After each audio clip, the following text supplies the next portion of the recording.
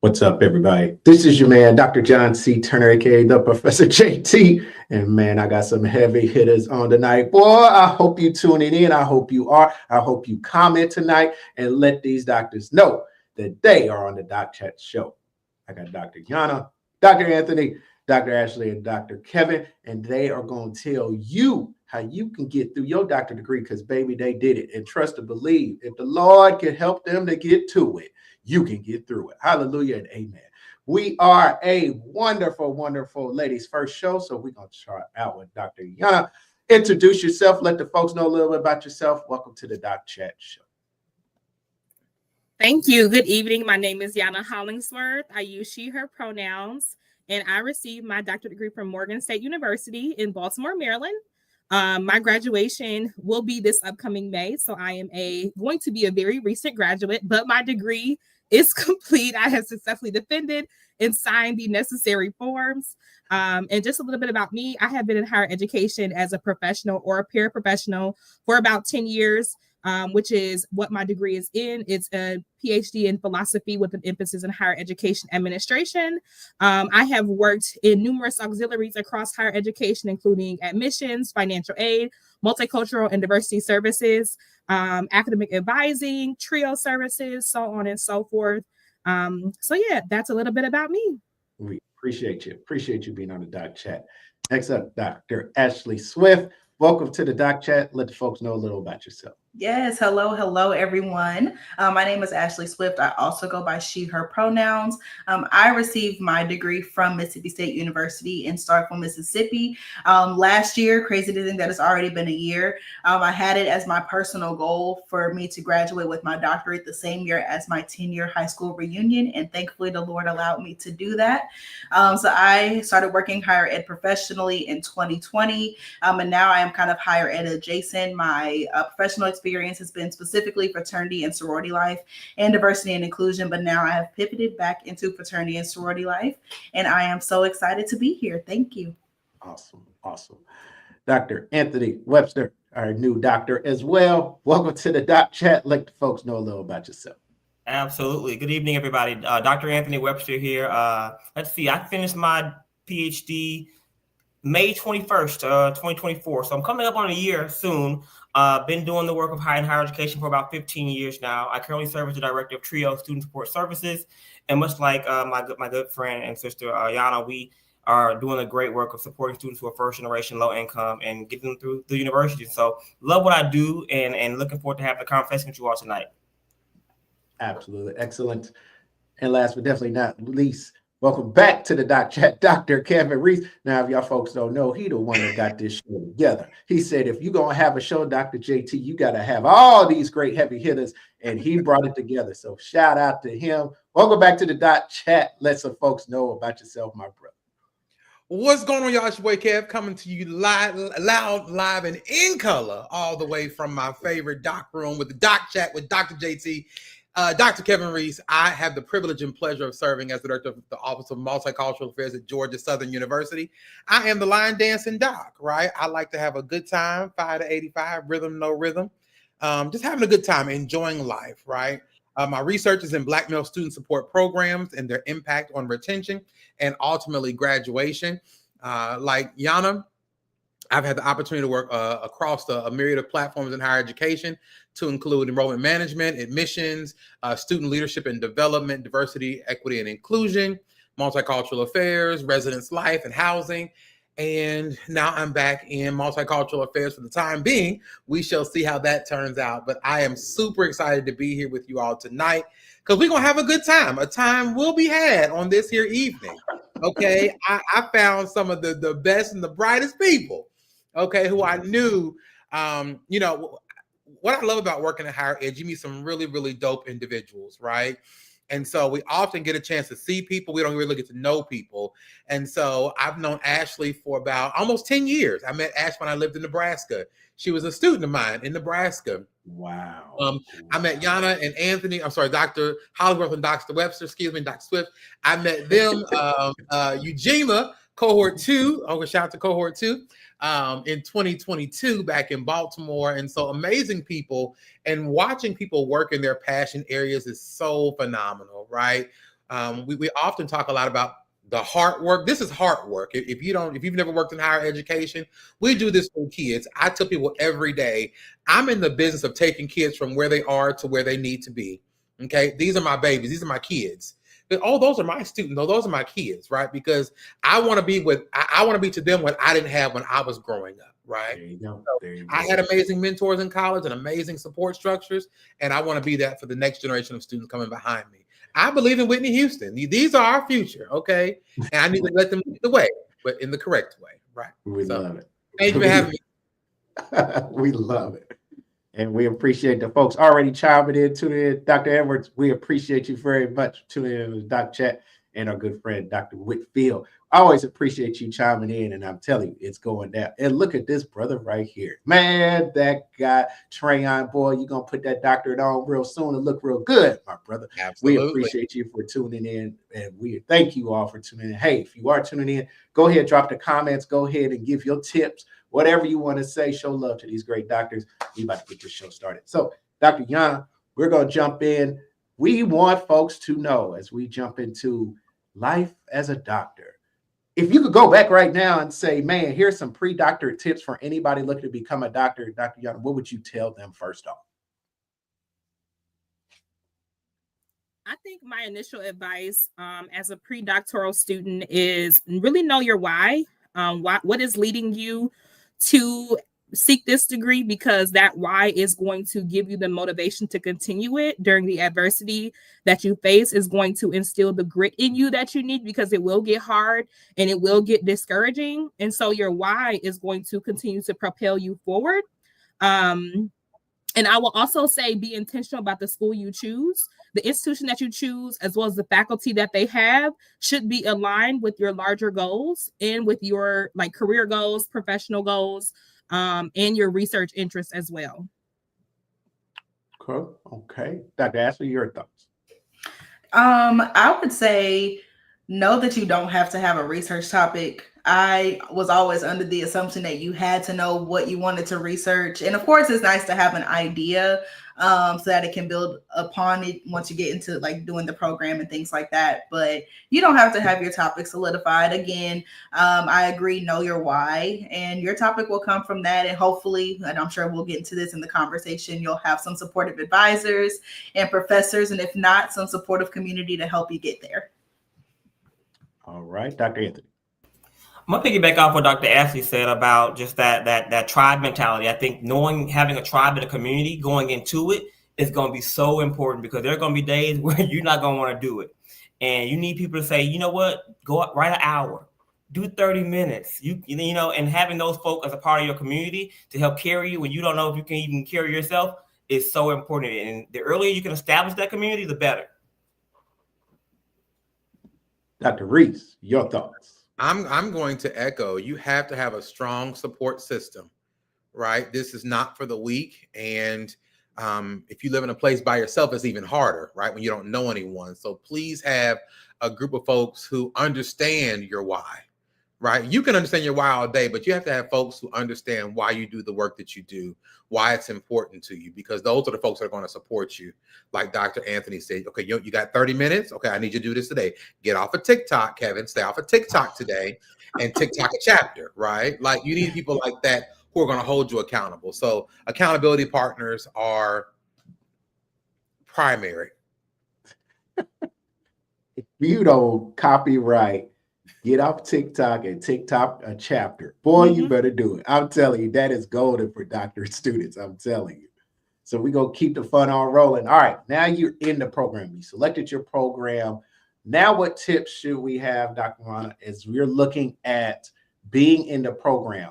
Because I think a lot of people get this culture shock when they get into a doctorate program, like, what the did I just get into?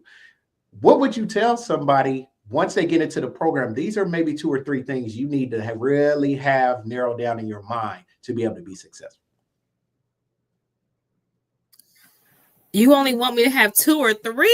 I have a laundry list of things I could give advice on. I guess for my experience is kind of tying back into the pre-doctoral program as well, I just always had this belief that you had to be extremely smart and intelligent and have the intellectual capacity in order to do this work. And what I learned from my own experience and also being an advisor to other students in college and higher education is that it's a lot to do with time management. Your success depends on time management. And so having those sacrifices and having that discipline, kind of like Dr. Reese alluded to say, I'm going to do this. This is time block for that. That's really going to be the success so that it doesn't feel as overwhelming so that you can continue to meet the goals that you need to. And so number one, mastering time management is going to be extremely important. The second thing I will say is, since it is hard and kind of how we talked about, it feels like academic hazing, establishing a community is going to be really important. And so for my program, we're not a cohort-based model. And so I knew the students that came in with me, but we don't progress through the program in cohorts.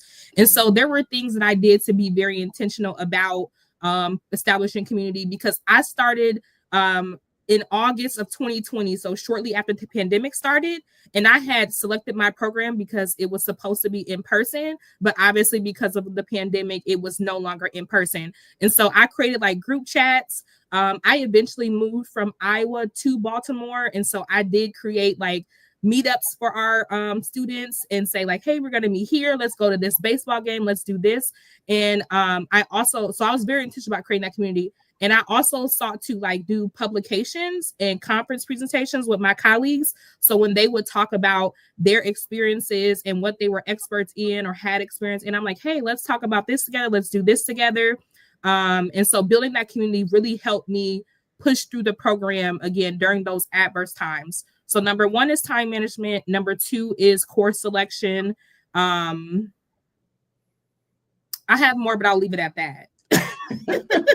Oh, we got a little time. We're going to number one is time management. Number two is community building. I'll leave it at that though. Yes. It's all good. We going to swerve around that corner. Whoa. We going to be right back at that. Dr. Ashley Swift, tell us your thoughts in the program. What are some meat and potatoes that folks should have? Advocacy. Please advocate for yourself, not only for like dissertation topics and things, which is later on in the program, but even if you feel like you don't know what classes, like the classes don't seem right, or maybe you heard that you can take other classes in place for something that may be helpful to you in your research, ask for help, ask for clarity. If your advisor don't want to hear it, ask somebody else, advocate, because this is your education. That's something I wish I would have did a little more. Thankfully, I didn't have to do that. I was really, really lucky because I had a very, very supportive and understanding advisor. But of course, as transitions happen, things change. And so that advocacy had to become a little more prominent. But yes, advocate for everything in a doctorate program. More time, more explanation. If you have an assignment that don't make sense, advocate, because it is really easy to fall behind and feel like you can pick back up, which you can, but life is life in any degree that you're getting. But it's something about this doctorate degree, the academic hazing is absolutely real. Hey, that's real. Dr. Anthony, your thoughts in the program, tips, tricks, whatever we need. Yeah, I think one of the big things, Dr. JT, I want to say is don't be so hard on yourself. I think when you come to the doc process, you have this mentality, oh, I'm supposed to know everything. And like Dr. Ashley mentioned, ask the questions. Be as inquisitive as you've ever been before in your life. Because again, we don't know what we don't know, right? And as a first generation college student, this is my first time doing a PhD. So I've never done this before, right? And so I went into it. And so I always encourage folks to, give yourself grace and don't be so hard on yourself. Another thing is when you're in the program, join professional organizations that cater specifically to that journey. I didn't go to Ujima expecting to meet folk who were also on their doc journeys and we would form community and be a part of that journey together. I was also a part of a org called Home Scholars through AACTE, where that was specifically for doc students of color. And I'm telling them, people got me through, we rolled each other's backs in terms of just making sure that we were keeping each other on track. And so the two things, give yourself grace. You don't know what you don't know. And you've never been a doctor before, so it's okay. And the second thing is definitely, join those professional organizations. Don't join all of them. Get you one or two good ones that you know are going to really, because you can be in too many group chats and like, oh, I'm frustrated. So get you 1 or 2 good ones that are really going to check in on you and also provide you the space to be who you need to be in that moment. I think that's the advice I would give when you're in the program. Indeed. And just like you said, not only the group chats, them jokers can be expensive, man. And they want you to come to every conference and all those different things too. So it get pricier in your pockets. Dr. Reese, your tips in the program, what would you let folks know? You know, I feel a lot like Dr. Anthony. If y'all follow Shirlene on Instagram, she has a really funny video called "Take Me Out the Group Chats." Get out those group chats, okay? Those text messages that are not helping you to get where you need to be. Get out of those things, right? It's okay to turn your phone off. I need you to set some boundaries for yourself, okay? Everybody does not have your best interest at heart. I know that's sometimes difficult for us to hear. Oh, that's my cousin Mimi. That's my brother John. That's my friend Ray, right? Set you some boundaries, right? Because I had some really good friends who, you know, they decided not to go to college. So they don't understand this journey, right? And so, oh, you think you better than us? Well, no, I didn't say that, but I have work to do, right? I can't go and hang out, right? Like I'm not 25 anymore. I have work in the morning and I have work to do tonight, but set some boundaries. You will become like Marsha Ambrosius, late night, early mornings, okay? But get you some sleep, okay? Stop stressing. And I'm gonna tag on to Dr. Anthony. You have to show yourself the same grace you show other people. You're encountering parts of yourself that you've never encountered before, right? And I know we have a tendency to be hard. I am very hard on myself because I set my own standards very high for myself. So I'm like, Kevin, you've got to be the best of the best. My grandmother would always tell me, like, you've got to go far and beyond what other people are doing just to get half of what they have, right? And so I would push myself. And I was like, Kevin, you've got to slow down, right? It is okay to take a break. Now, don't fall off. What does it say? Rest if you must, but don't you quit. Take your rest, but don't quit, right?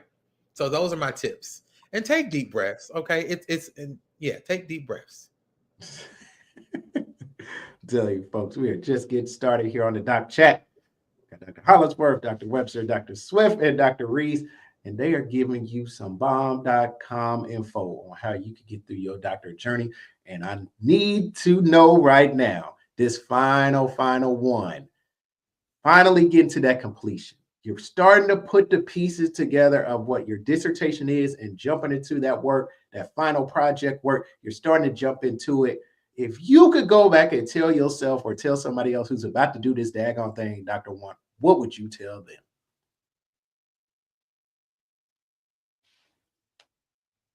She took that breath, y'all. She took that breath. Because I told y'all beforehand, it's a little, my advice to obtain this degree is a little skewed because it's fairly new for me so I'm just now coming up for air.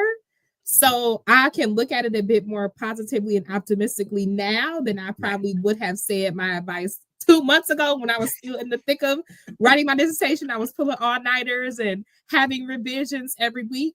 But I will say, as you complete your doctorate degree in the program, really give yourself grace and be flexible with the challenges that will come. For me specifically, I had to divert my research design for my dissertation due to some time constraints and things like that. And so that kind of altered my timeline at the time. I also was getting scammed during my dissertation. I had people posing as students that were not students. And I know that's a whole, so yeah, I know it was crazy.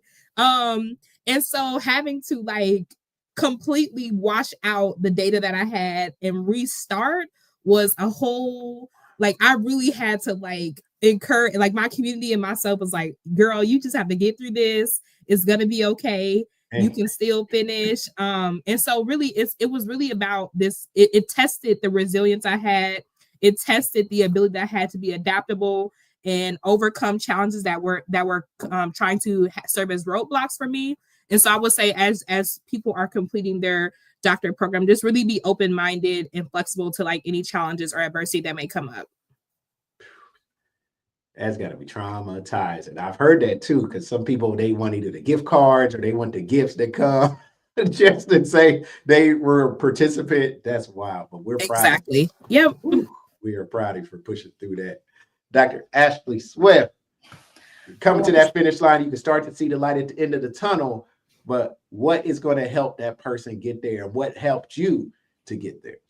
I would say saving some money. And the reason I say this is because when you get to that last piece and you done did every 50 million revisions that you done had to do from all your different committee members, that APA stuff at the end is going to be, that's going to be like the feather that makes you want to fall. That, at least for me, let me speak for myself. Yeah, I'm with you too. Thankfully, I was able to be connected with an editor that I was able to afford, that was affordable at the end. So when I was done, I was able to have her look over the APA things for me. Of course, she did not write anything for me, but she did do a lot of formatting, just those little pieces that's right at the end that you just like, okay, I got to push a little more. I defended, but I still got to do these last little bit of edits, these APA edits, got to format it the way the institution wants it formatted. So little things like that. For me, I'm not good at making flyers. I needed someone to make my flyer for me from when I was doing my interview. So things that you know that you may need some assistance with, that you may need to pay for. So again, like for, I believe a few of us had participants that were able to receive gift cards. So just funding for all those different type of things is something that I would think about starting a little early. Because I'm telling you, my editor, I know I would have finished my degree, but I might have had to graduate in December instead of May had I had to do the stuff that she helped me with towards the end. That's real talk. And I'm telling you, it might look like somebody spilled Kool-Aid all over your paper, but it's worth it getting done and going ahead and getting that editing taken care of, because I'm telling you, it helps you get to the finish line for sure. Dr. Webster, getting to the finish line, as we're talking about, what tips would you give or what advice would you have? You know, this is gonna sound weird. So this is a judgment-free zone. I remember one day that I quit. I quit like 50 times. And I was like, you know what? I'm gonna tape my picture on some regalia and hang it on my wall. And it was on my wall the entire time. So when it came to like me seeing myself in that regalia, that helped me every day when I would sit here and I was like, you know what? I can't do it. There was one song that I would play on repeat. I know my Alexa got tired of me saying, hey, play this song. I'm not gonna tell you what it is, but I will play this song over and over. And it was on repeat, y'all. I'm sick of it now. But when I was in that writing phase and I was here and, you know, I was crying, this keyboard caught these tears, that song was on. My little pictures on that regalia, and that helped me. So do things that may be out of your normal motivation. I would have never posted my picture on the wall at regalia and thought that would have motivated me, but it did. It did. So whatever helps get you through it, as weird or unorthodox as it might be, or out of your norm as it might be, do it. Do it, because at the end of the day, as long as it keeps the progress going, that's all that matters. Because let me tell you, I quit 50 times. I kid you not. But I got through it. And I think that song, that regalia little picture, and a couple of quotes too. I had quotes everywhere, in the bathroom, on the whiteboard, in the kitchen. Let me tell y'all, this apartment was quoted out. I had scriptures everywhere because I needed it every step of the way, because that last 5 to 6 months, I oftentimes tell people, I don't remember it. I do not remember it all. It happened. Yeah. It was going, but I don't remember it. And so it was more, of a spiritual journey than anything, because I think I got carried through those last 5 to 6 months. Ooh, won't he do it? Won't he do it? I'm telling you, those are some awesome tips right there. And Dr. Kevin Reese, we know you coming with the fire, my guy. What got you through them last few months? I believe in a strong nap, right? And so a nap got me through several days. I believe in a good nap. I do. If y'all ever seen The Family That Prays, right, by Tyler Perry, and so at one point she had all these affirmations and things on her mirror to help her remember.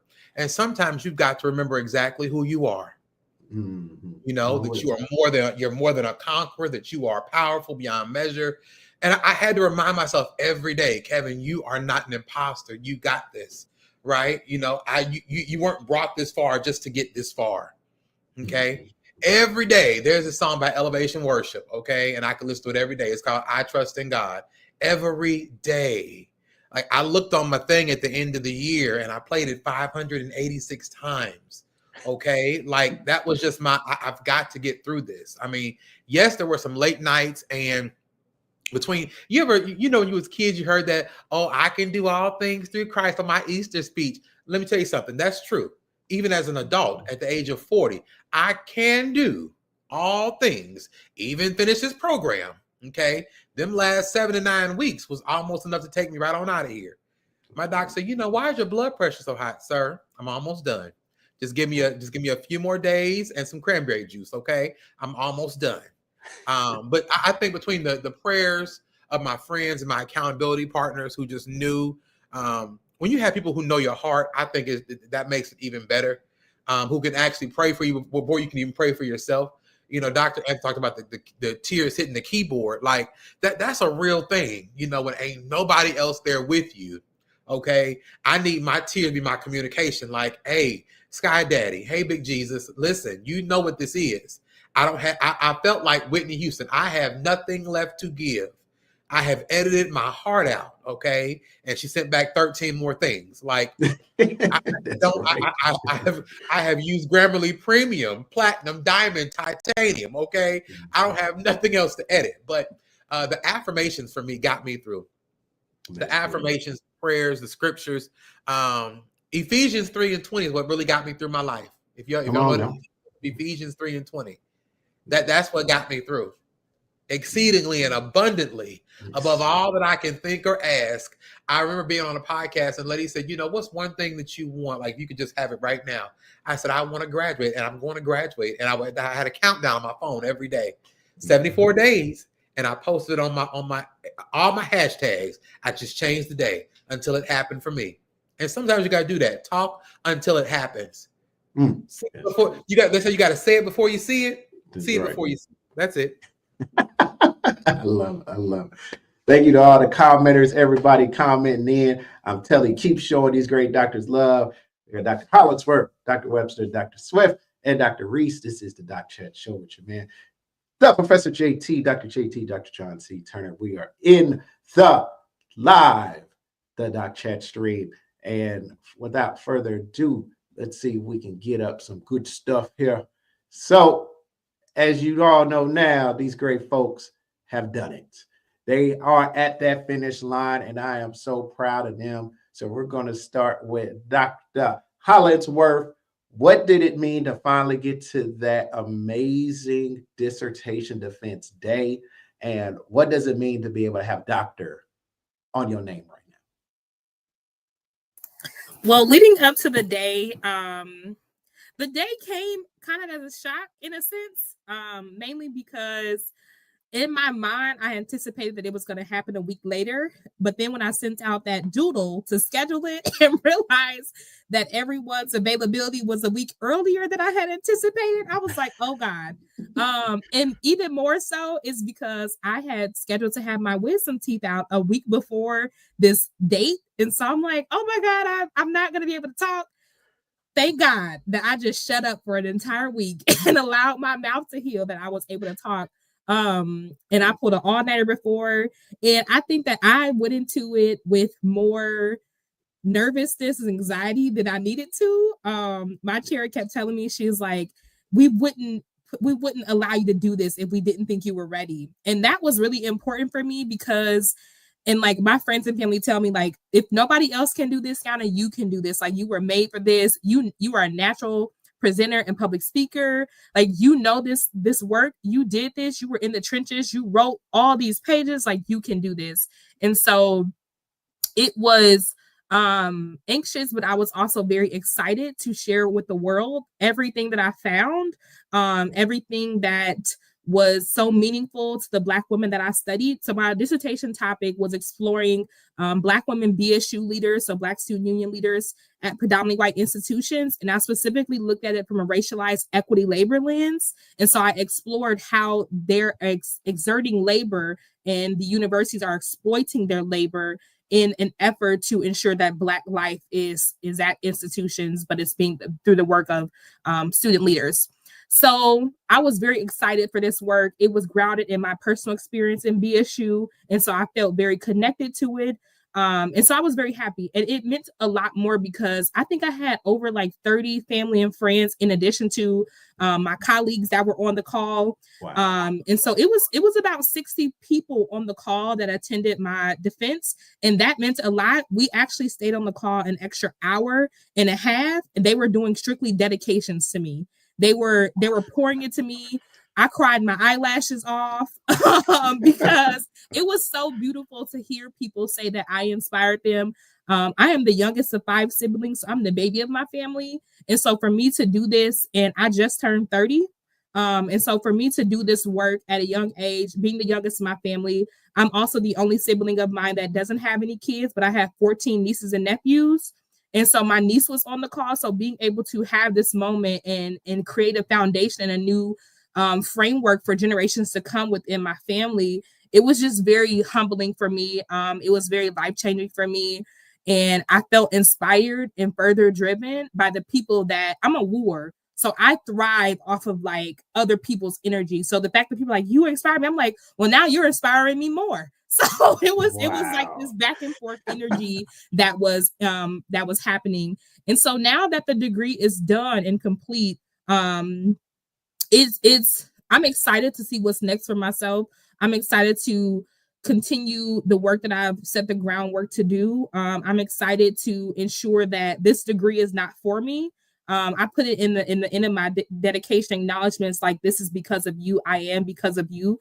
Like the Ubuntu proverb that exists within the Black community. And so, yeah, now that it's over, I'm excited to share this experience and this journey with my family and friends and graduate. I have often had I'm not always gracious with myself. I tend to, once I finish, I actually told one of my friends, I'm not sure what to celebrate, because for me, this felt like what I was supposed to do. And so people are like, this is so special. This is such a great moment. I'm like, what did I do? And so I have a hard time truly appreciating, like, this is a unique experience and not everybody could do this work. But to me, it was just like, God called me to do this. God gave me the tools and resources to do this. What am I celebrating? I know it's not average to do this, but it felt like this is just another part of what I was supposed to do in my calling. And so I'm really trying to, in this season, give myself grace and celebrate this milestone and be gracious to myself and say, you did it. You deserve to be celebrated. You deserve to celebrate. You deserve to live in this moment. And one of my professor, Dr. Steve Mobley, on the call, when I was telling people, like, y'all don't have to give me these dedications, he was like, Yana, there is no other time that they'll be able to recognize you like this in this moment. And then that's when the tears started, because I was really able to like take it in, like, you're right. So yeah, that's where I'm at with it. Love it. I love it. And yes, celebrate it all to the fullest. I'm telling you, it's your moment. Yes, you knew that this is where God wanted to take you, but man, live it up to the fullest, because you do. You only get it that one shot at one time, and we are glad you made it. So we appreciate you. Dr. Swift, we know you just about a year in here. What was that day like to finish that dissertation, and how are you feeling about life right now? I feel like Dr. Hollingsworth and just to set it all, really. Every time she says that, I was like, yep, me too. Yes, so I was the same way, thought I was going to be defending my dissertation actually a day before my 28th birthday, March. So I thought it was going to be March 20th. And after my committee had 3 weeks of days to decide, they all came up with one day, and that was on March 5th. So that was a little earlier than expected. But the day came, and I think, honestly, I feel like I had entered kind of a zombie mode. And that was just like, just life, work was a lot. It was just a lot going on. And so it was just like, I'm just ready to get done. The day came, the picture that's up on the screen is actually my defense day. That's what I wore, the same blazer that I have on now. And I just remember walking into the room, because mine was virtual. My newly appointed chair was in there with me. Went through the presentation, did the things. And I just felt very awkward once they told me congratulations, I had passed, because it just felt like, okay, yeah, I did something else. Like, it didn't feel like an accomplishment. And maybe that could just be, for me, something that I've internalized, that I just don't feel a sense of accomplishment sometimes. So that's something I still need to work on, because to this day, I do feel like I wish it would have been a little bit more celebratory, but it's kind of my fault why it wasn't. Everyone was so excited to call me doctor. I felt, oh, come on, you don't gotta call me that. But that was just, again, right at the end. But now that I look back at that day, I look at so much. I used to be so ashamed of my ACT score. The highest I was able to receive was a 17, and I brag about it like crazy now, because with a 17 on my ACT, the world told me I was not qualified. But one thing God was going to show me is that if I say you're qualified, if I say I want you to have this degree and I want you to tell your story about getting this doctorate degree and that other people can do it, then I'm the one that's going to qualify you, not an ACT score. And he showed me just exactly that. I think looking at this program, I look at people like Kevin, who literally saw me from undergrad getting my master's degree and now graduating around the same time with our doctorate degree. Just like recognizing like just how God places people in your life.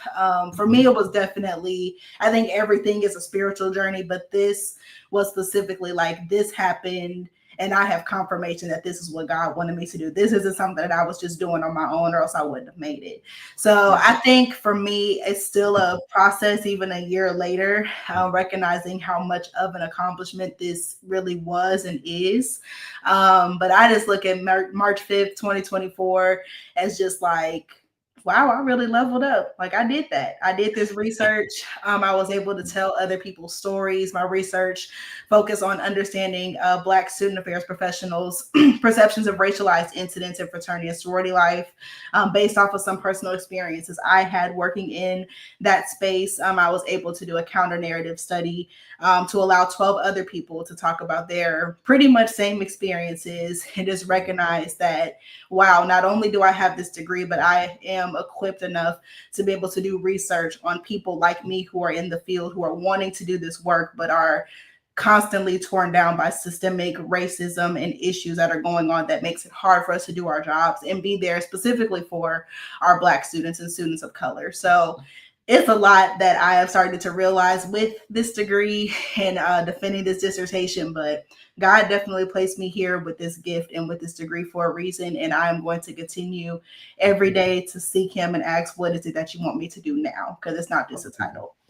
Absolutely. Love that. Love that. And thank you for sharing your story about the overcoming at a young age. And so many times we think, oh, if you didn't do what you need to do in high school, you can't go get a doctorate. And it's just not true. And so we're very proud of you for the work that you have done. And I'm telling you, this is about getting something done that is remarkable and just world changing. And I'm so glad these doctors here have done it. Now, Dr. Webster, I am appreciative of you because you allowed me to be a part of your dissertation research, and that was such a blessing and honor, and just to see you get it done. And you definitely need to talk about a little of the work that you did with that and how has it really changed your life since you became a doctor. Absolutely, and I think Dr. Ashley and Juana kind of set the stage around just, it ain't about where you come from, it's about where you're going, right? And so as we talk about, I think one of the things that got me through on that day, to get to that day, was I worked full time while doing the coursework, the dissertation writing, a full-time job. There was one time I was the only staff member there for like 8 months because HR was playing on my time and wouldn't let me hire somebody. But it got done. And one of the things that day, my students, they got to see me do the hard thing. It was a part of the process where they will be checking on me. Did you do that? Did you get that done? And I'd be like, this is supposed to be the other way around, but y'all asking me, how am I doing? And I appreciate that, right? And so I think a lot of times I would get up because they need to see me do the hard stuff. And so on that day, they had my link. They were logged in, ready to go. They were ready. And so to log in that morning on that Zoom call and see their faces, I knew I was doing something right. And, I think, like Dr. Ashley mentioned, that ACT score, mine was a 14. And so when you think about what that means and what that looks like, you say you went to Mississippi State. I'm from Greenville, Mississippi. It's a Mississippi Delta, right? And so I won't go into details about what that means, but, getting up every day and getting to that day to defend my dissertation that morning, I sat on the patio. I had some tea and a mug that said PhD. And then when you pour it in there, the loading kind of loads all the way over. and I poured that, and I had never used that mug. I got it as a gift for Christmas like the year before, and I used that mug for the first time that morning. And I sat on the patio, and I was like, okay, this is it. I came in, I put my good clothes on, I sat at this very desk, and I was ready. And I think one of the things that is important to acknowledge is that my sister was on the call, and she passed away the following month. And so from childbirth. And so one of the things that I carried with me, I compounded those two experiences. And so when I would get called doctor, I immediately thought about my sister.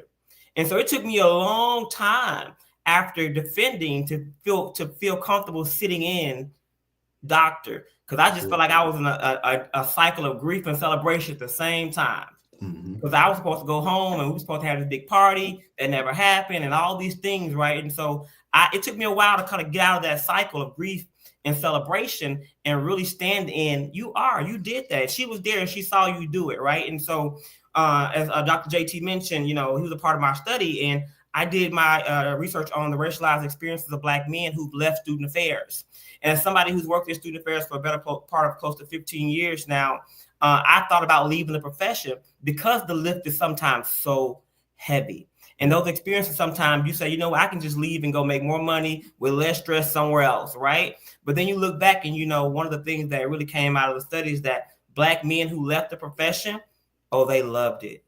They loved it. And they talked a lot about how they mourned the loss of a career, right? How they mourned the loss of just the experiences that they had built working with students and different colleagues over the years. And so it was a joy. And so I'm hoping to elevate that research on different platforms through NASPA, through ACPA, and really have those conversations with folk around, what are our experiences like and how can we start to impact policies and hiring practices and looking at ways in which we can retain more Black men in the profession. So I'm just looking forward to being on this journey and seeing whatever it holds. I told somebody the other day, I'm in the car, I don't know where it's going, but I got the seatbelt on and I'm going along for the ride. And I'm just looking forward to it. And so, yeah, and it's been a good journey thus far. And even being on the other side of it, somebody mentioned earlier, say no. I'm learning how to say no, and I'm being very particular about what I say yes to.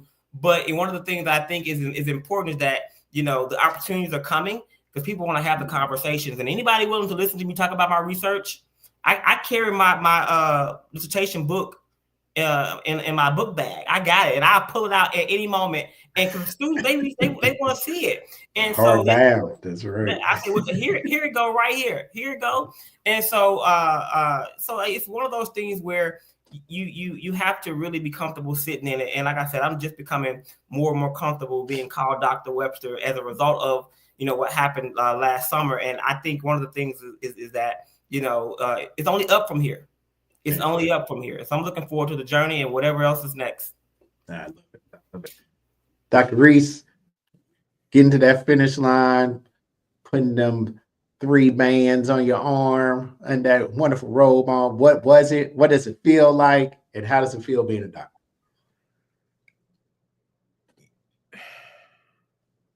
It was a difficult journey. I'm not going to lie to you. I think the last 21 months of my program, it probably would have broke most people. One of my biggest support systems was my grandmother. I was raised by my grandmother, and she passed away. Just dipped on me. Okay, we had a conversation, and then she packed up her tent on this side of glory and just went gone and left me. Okay, but in 21 months, I lost my grandmother. I lost my great uncle, who was the first doctor in our family. Who I was going to be the second Dr. Reese, right? I lost both my aunts. Both my mom's oldest sisters, her baby sister and her oldest sister. Okay, on top of having a job, when I got to, and I've shared this with Anthony and Juana before, when I got to Ujima, we were sitting in our small group session, and the lady said, how do you feel coming to this space? And I said, well, listen, if it's not a safe space, I don't know y'all, and y'all don't know me, right? But I feel like a coffee pot that is burning and is cracked. I have nothing else to give, and I am getting out of this field. I was in a job. I had never experienced anxiety and depression like that in my life. Like, I was in a space in Kentucky by myself. If you've ever been the only Black person on a campus, it is something. It really is. And to be the only Black male, you have no one who understands how heavy that crown is, especially if you have high expectations of yourself. Yeah. And so, being able to push through, it's something, right? And you know that it's not just for you, like Juana said, it's not for you. So I just kept pushing and pushing and pushing, and I kept at the forefront of my mind my three hearts, my nephews, right? So Elijah, Ellis, and Ezra. Those are the lights of my life, right? I love my nephews. And I said, if they can see me get through this, I want them to know that they can do anything they set their minds to. I don't care how difficult it is, how challenging it may be, you can be successful, right? So when I got to dissertation day, I mean, my mind was all over the place, right? I had when I tell you went through that presentation 73 times, okay? And I mean, I was still on the call watching the folks go before me, right? Still writing down stuff like, okay, what can I add? What can I do to make this better? Like, it just wasn't good enough. And I sat there, and when she called my name, she's like, well, it's time for you to, it's time for your presentation. And I said, well, hey, listen, Big Jesus, is me and you. Okay. You have adequately prepared me to get to this point, helped me to speak with confidence, clarity, and boldness. Like, this is a passion project. I'm a first generation Black male student, low income, right? Who people say, well, you probably won't make it past the sixth grade, right? I'm like, you know what? Because you don't have a father in your life, in the household. Gotcha. Checkmate. We're going to see what happens, right? And so getting to that moment, I mean, she said, now, I don't know if you're a preacher or not. She said, but I felt like you just stirred something up in me, and I don't even know the Lord. Well, that's the goal. I want you to know you can listen to me, right? But I was in the moment, and I sent the link out. My frat brother called me. He was like, somebody told me you defended. Who told you that? Because it was real low key, right? I wanted to make sure I made it through. I told my mama and my sister, right? And like one of my best friends. And he sent it out to about 53 people, y'all. I started seeing them Zoom numbers go up, and I was like, oh my God, like, this is anxiety on another level. Like, y'all, what are y'all doing here? Right. But to watch that level of support from my fraternity brothers that night, my chapter brothers, from people who I had seen on this higher ed journey, it meant the world to me to know that I was supported, and the people who already been through the doctoral journey. It meant the world to me. Like, I think when I got off that call, I had probably cried harder than I ever did before. I mean, I stayed in my office that night, and the janitor came in, and we scared each other. Listen, because I was still in a moment of tears. He said, I thought something was wrong. I was like, no, sir, I'm just sitting in a space of gratefulness. Yeah. And I think we oftentimes forget, even in the most difficult moments of our life, there's still a reason to be grateful. You know, for me, the moment was ending, right? And I'm like, I am so grateful that I'm ending this moment. I am starting another journey, right? Like, hey, God, where are we going next? That's how I live my life, right? All these are assignments for me, right? Where's my next assignment? Who am I to help next? That's how I look at my life. Like, when people say, oh, what job are you going to choose next? Wherever he sent me. That's right. I got to the airport there. That's all. You know what I'm saying? So I get out, right? But where are you gonna send me next? Who am I to impact, inspire, empower, and motivate next on this journey, right? Like, I want to let wherever I go, I just want people to know that they can get through all of this, right? Nothing is too hard for God to do. You can get through all of it. I don't care what it looks like. I need you to know what it's going to be. And it's going to be a success. It's going to be victory in the end. I got some good news. It's going to be all right. Yes, it may be a little difficult. It may hurt. You may shed a few tears. It is going to be all right. And I had to remind myself of that. Now, that picture you showed, that tan, that was graduation. That tan would not work for me. Okay. It kept sliding to the side. My locks went. I said, bro, come on. I said, we're gonna have a crooked tan today because I'm a doctor. That's all I know. Okay. But being in that moment and seeing my mother's face, just seeing her genuinely smile meant the world to my heart. Knowing that if my grandmother and my aunt were here, they would have found a way to get to Hattiesburg, Mississippi to see me graduate, right? Being in that moment, watching my sister be excited, right? It meant the world to me. How does it feel? Some days I still don't believe it.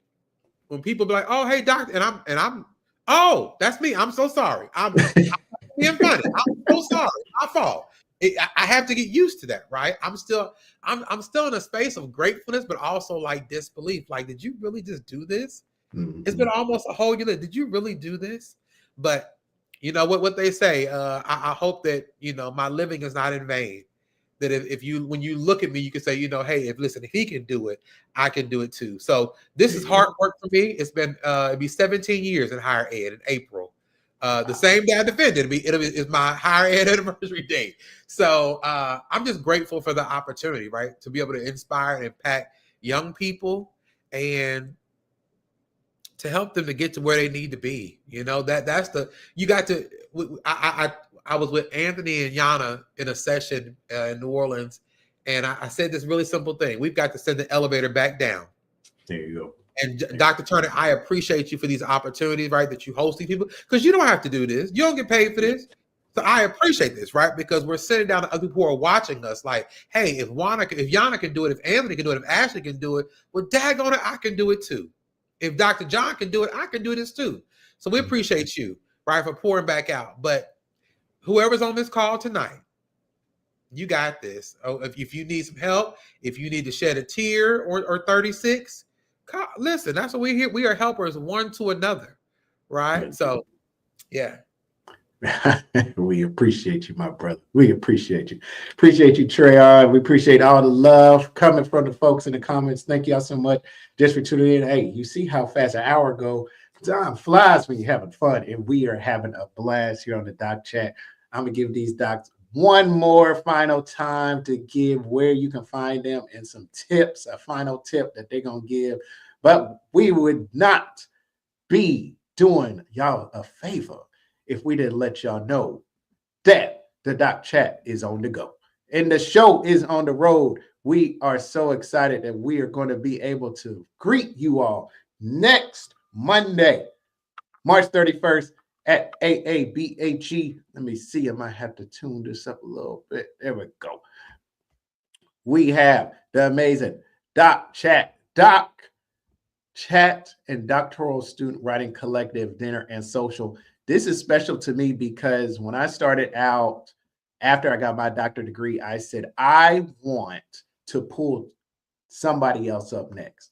These two doctoral students, Dejanay Askew at Indiana University and Tim Hurd at UCLA, I tapped them 3 months after I graduated, and I said, you two are going to be my mentees, and now we're going to have an amazing event together at AABHE next week. We are so excited we're coming together. My amazing friend, the friend that I have seen come through and through to get her doctorate degree, Dr. Raven Gore is going to be there. We already got about 30 folks that said they're going to meet us there. We need about 30 more. If you're in the DMV area, just pop in. It's totally free. You don't have to even be a part of the conference. Just show up. We're going to be at the Harbor Social out there at the Gaylord Resort. And if you've never been there, oh, it's a beautiful place. So telling you, you talking about doctors doing it big, doing it classy at AABHE. Make sure you come and see us. Just come out. Even if you can come for just a little bit, just come say hi. We would love to see y'all. It's going to be worth it. It's going to be a great time.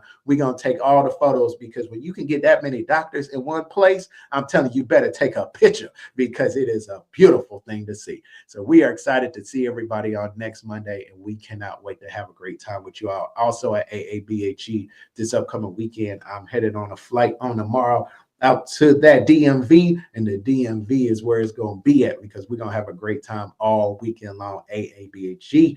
It's going to be a great time celebrating Blacks in higher education. Now, final words we're going to let these great doctors have. Thank you all for tuning in. Thank you all for listening to them. Dr. Wana, what are some final things you will say, and let all the folks know first where they can find you at?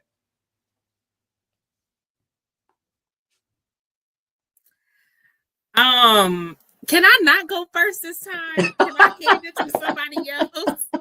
You gonna pass the baton? The whole time. I want to go last, or at least after Dr. Reese. All right.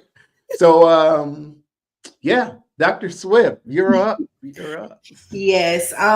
You can find me here you can find me on LinkedIn, Ashley L. Swift, PhD. You can find me on Instagram. All of my handles are the same. Dr. Dr. Ashley L. Swift. Final words. I think when Dr. Reese was talking, I was thinking about just like random motivation. And I had to think about when I finally saw myself as a doctor. Like, of course, I know I did the work, but I was working in a diversity center, multicultural center when I defended my dissertation. Of course, I was mostly around Black students, students of color.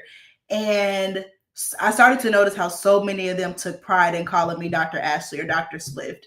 And it took one of them to say, I always knew that getting a PhD was there, but I never saw someone get one. Like, I sit in your office all the time to talk and cry.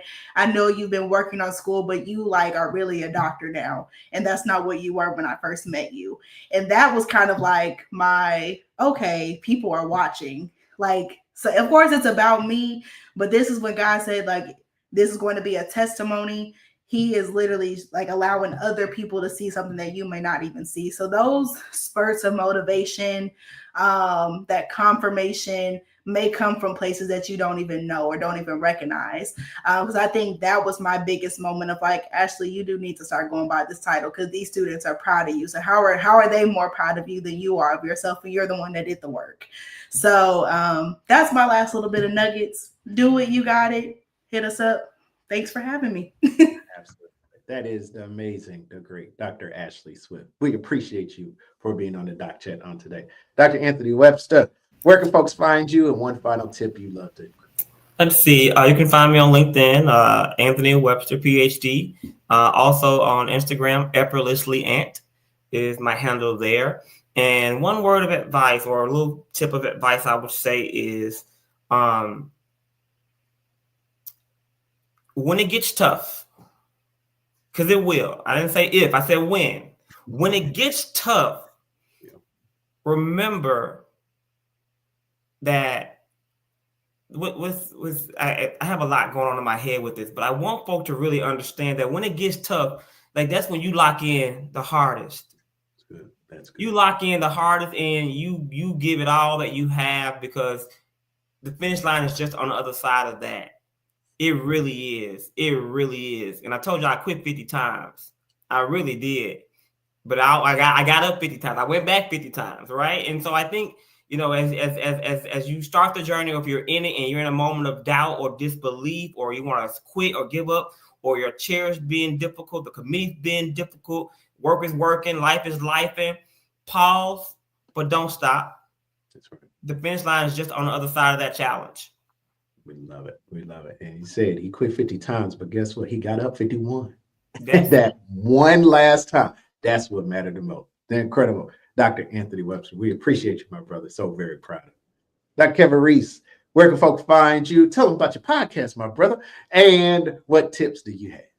Absolutely, everybody. Listen, you can follow me on LinkedIn at Kevin Reese. That's me for Marvelous Monday Indeed, something that I love to do on Mondays. Check me out. You can follow me on Instagram at The Entertainer, all one word, TheEentertainer.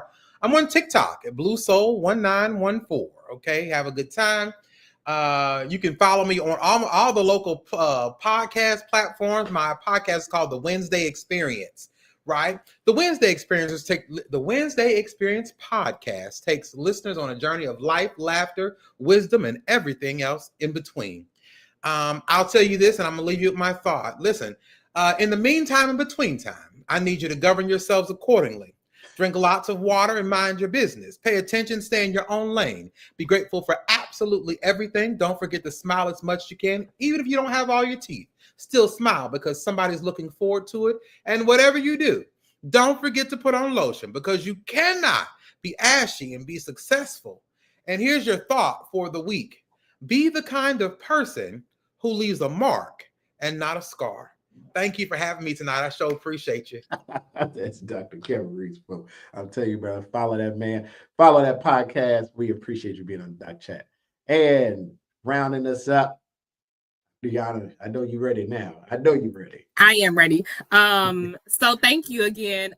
You can find me on LinkedIn with my first and last name, Dr. Yana Hollingsworth. And I get my advice for aspiring current students that are going through the doctoral journey is that rest is not a gift. You should just rest through the process, give yourself grace for that. Because you really need the ability to continue to push through this degree, and the rest is going to refill you. And so that would be my advice, is to give yourself rest and know that this sacrifice is temporary. As we all discussed, like, it is filled with tension and turbulence and adversity that you will experience. But as a visionary, it was important for me to say, like, this journey will eventually end. I will eventually be able to spend time with my nieces. I will eventually be able to take all the vacations I want.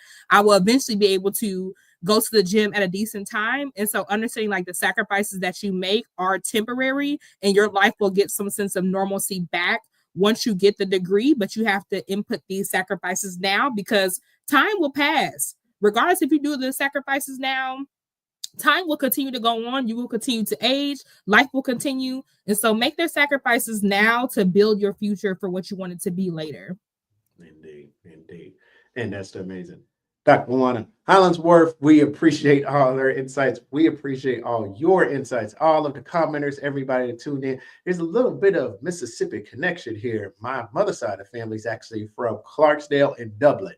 I saw those true cotton fields. I know where my family came from. And I'm telling you, if we can make it from those places, God can take you to that doctor finish line. And that's what he did with these amazing doctors. So on behalf of Dr. Hollingsworth, Dr. Webster, Dr. Reese, and Dr. Swift, I'm your man, the Professor JT, Dr. JT, Dr. John C. Turner. And we appreciate y'all for tuning in. Hey, next week, we are starting from the beginning. I got my acceptance letter 10 years ago. We're going to talk with some doctors on what would you tell the next generation of doctors about life once you get that acceptance letter. Because when I got that acceptance letter, my whole life changed. I never even knew it. Do you realize I didn't have no gray hair when I first started? Look at me now. I'm telling you, I'm aging gracefully. Thank the Lord for you all today. We appreciate you all. And until the next time on the Doc Chat, we say peace out.